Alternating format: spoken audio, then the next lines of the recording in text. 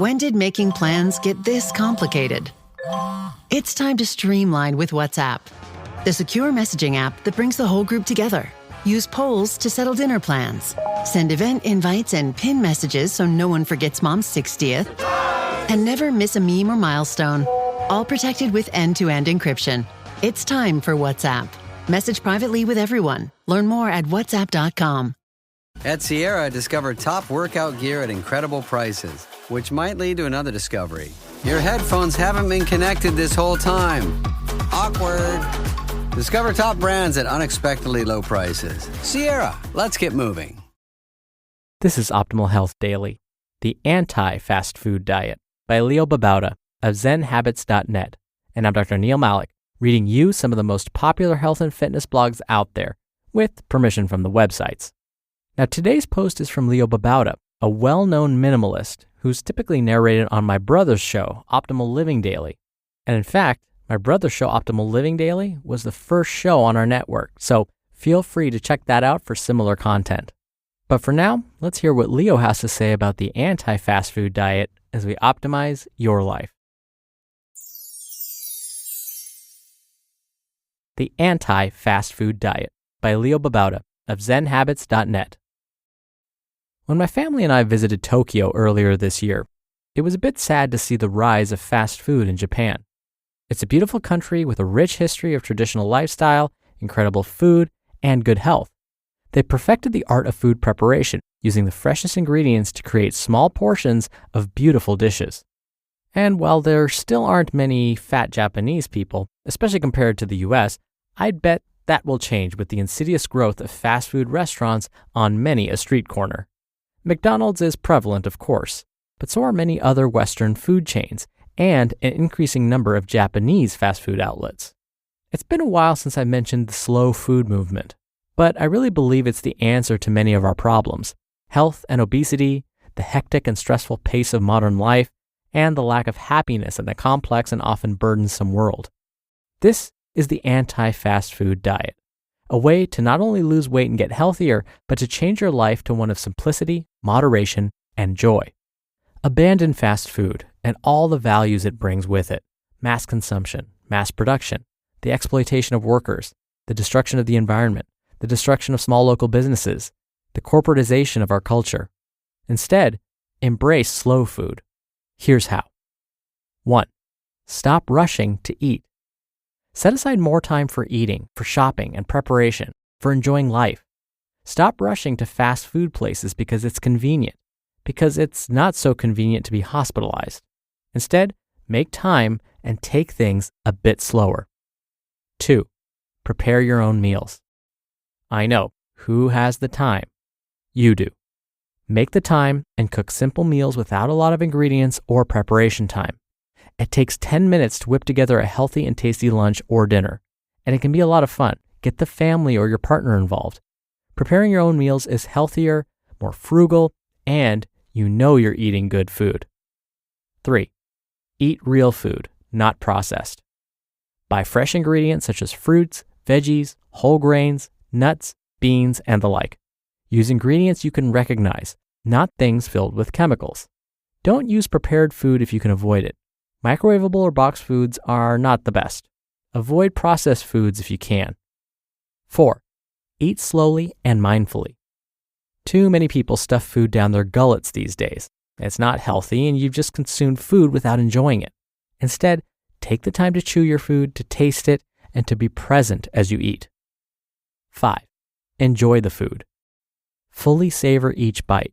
Appreciate the miracle of the food you're eating and be grateful you have that bite at all. 6. Take time to breathe and smile. Before you begin to eat, smile and take a deep breath, reminding yourself to be present and enjoy the food. Between bites, instead of rushing to the next bite, breathe, relax, and enjoy. Savor the moment. 7. When drinking tea, just drink tea. When eating, just eat. Be fully present. Don't read a book or surf the net or drive or work or anything else, but eat and drink. 8. Good conversation. Okay, the exception to the above rule: eating with friends and family. Fast food has destroyed the good meal and conversation, because we're rushing as we eat and don't have the time for a good talk. Bring it back. And 9, when you do eat at a restaurant, make it a good one.